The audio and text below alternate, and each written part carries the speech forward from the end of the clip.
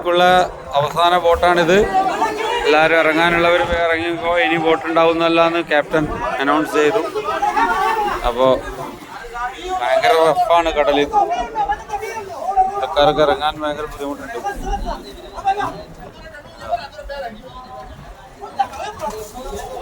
ഷിപ്പോയിൽ അടുത്ത് നിൽക്കുന്നില്ല, ബോട്ട് ദൂരെ നിൽക്കണം, വലിച്ചു കെട്ടിയിട്ട്. ആളുകൾക്ക് ഇറങ്ങാൻ വലിയ പ്രയാസം. 1 മീറ്ററോളം കെട്ടിട്ടാണുള്ളത്.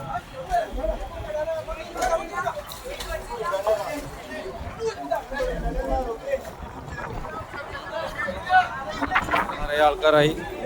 ലഗേജുകൾ,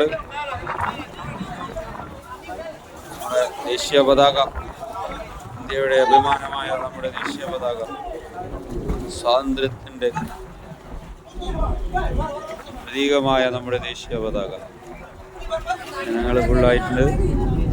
കുട്ടികൾ, വൃദ്ധർ, പ്രായമുള്ളവർ, നാട്ടുകാർ, വീട്ടുകാർ, ടൂറിസ്റ്റുകളെല്ലാം.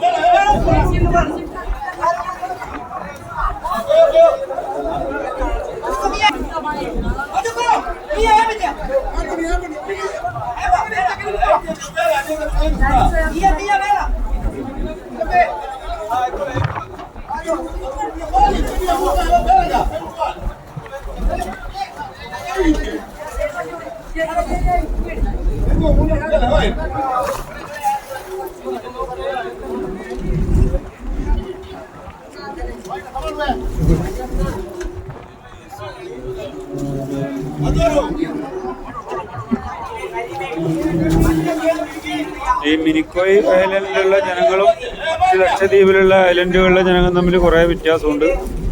സാംസ്കാരികമായിട്ടും എല്ലാം വ്യത്യാസമുണ്ട്. എല്ലാവരും മുസ്ലിങ്ങളാണ്, സലഫി മുസ്ലിങ്ങളാണ് ഇവിടെ ഉള്ളവർ. ഇവർ മാലദ്വീപുമായിട്ട് അടുത്ത ബന്ധം. ഇവരെ വിദ്യാഭ്യാസപരമായിട്ടും സാമ്പത്തികമായിട്ടും എല്ലാം ഉന്നത നിലവാരത്തിൽ, മറ്റുള്ളവരെക്കാളും ഉന്നത നിലവാരത്തിലുള്ള ആൾക്കാരാണ്. ഒരു പ്രകൃതിയും എല്ലാം വ്യത്യാസമാണ് കാണുമ്പോൾ. ഇവരാണ് പൊതുവെ ഈ സ്ത്രീകൾ മാക്സി പോലുള്ള ഡ്രസ്സ് എടുക്കുന്നത്. മാക്സി പോലുള്ള ഡ്രസ്സ് ഇട്ടിട്ട് സ്ത്രീകൾ ഇപ്പോൾ പോവാണ്.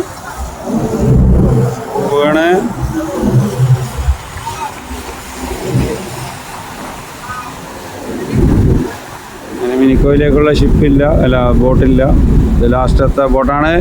കയറാനുള്ളവർ കയറിക്കോ. അതെ, ലാസ്റ്റാന്ന് പറഞ്ഞു, ക്യാപ്റ്റൻ പറഞ്ഞു.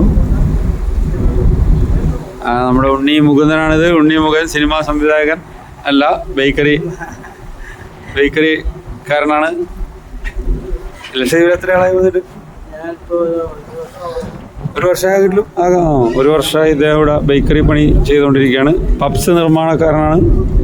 60,000 രൂപ സാലറി, ശമ്പളം മാത്രം അതുണ്ട്, കിമ്പളം വേറെയും ഉണ്ട് എന്നൊക്കെയാണ് നാട്ടുകാർ പറയുന്നത്.